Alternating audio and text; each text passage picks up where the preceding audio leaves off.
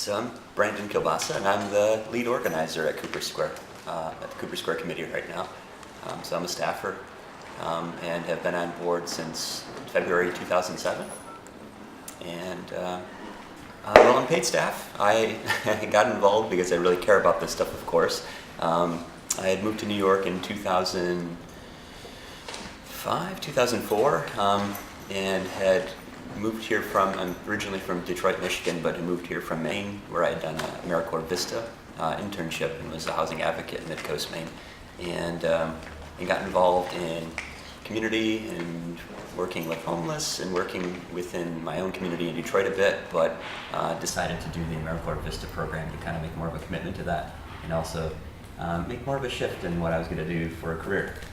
So after doing that, I moved to New York to go to school. Took a couple of jobs that were unrelated to this field and really quickly became disenfranchised and disheartened by the work and said I got to get back into doing what I broke away from my old line of work to do. Found my way to Cooper Square in the winter of 2007 rather.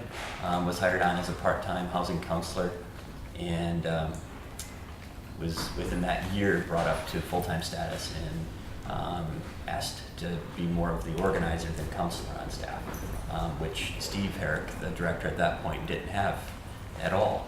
He had Christian Valerio, who was doing the whole entitlement work and doing a lot of housing counseling, but not any organizing. Steve was doing his best to be involved with different coalitions where he could, but it was kind of top down from the professional kind of umbrella of organizations that Cooper Square's been involved with.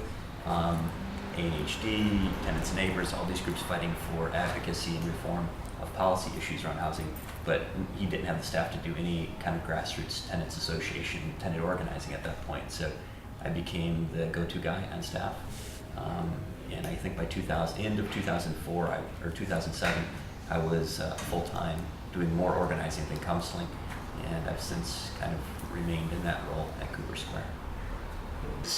Starting from a tenant counselor, helping tenants to understand their rights, mostly rent-regulated tenants to understand their rights, and helping them individually as they come in 9 to 5, counseling sessions was how things started. But then quickly, as I started talking with Steve and we started talking about the history of the organization, and I started talking about who I am and what I'm excited about and feel strongly about, we realized that there was more room to go back to the roots and continue to expand Cooper Square and continue the legacy of Cooper Square being an organizing organization.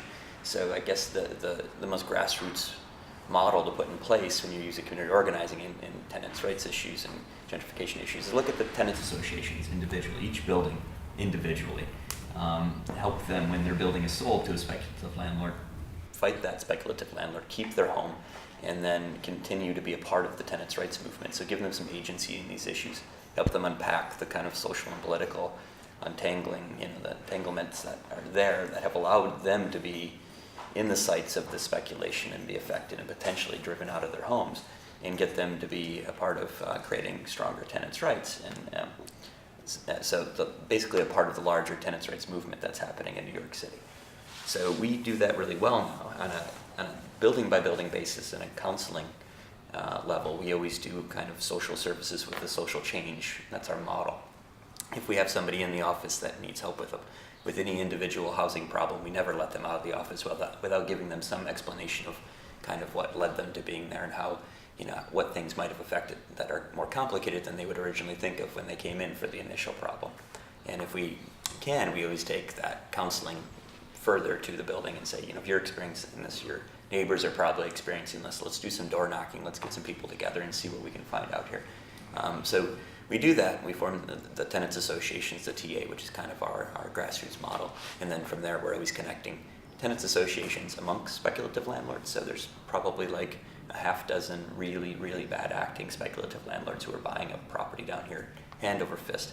And as soon as we know that one of these guys buys a building, we immediately try to connect the active tenant leaders from the tenants association that we help form to other tenant leaders in other buildings that these folks own, and kind of try to create multi-building tenants associations and then go after them with court cases, with press, with everything we can do.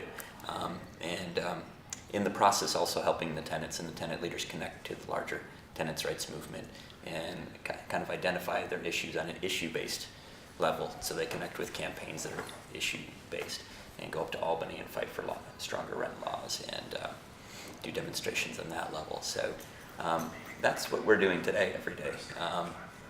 And I think the organizing that was a part of creating the Mutual Housing Association is amazing, and is very similar to what we're doing, except in a different, I think it was a different climate then, and you had the city just saying, these buildings have a derelict landlord, we don't want to own them, and it was an opportunity for organizing to look at something very finite and say, we're going to make this work where we broker ownership and collective ownership, and then eventually a co-op if possible.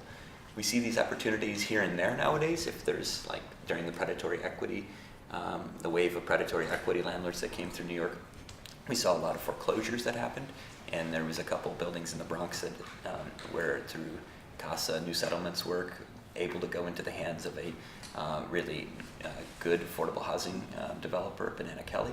This has happened here and there over the course of time, but nowadays it's just even keeping people in their homes is our biggest challenge, and then creating, helping create stronger web of laws and helping the tenants be there at the table to do that is what Cooper Square's been doing a lot of since I've been on board for the last 7 years.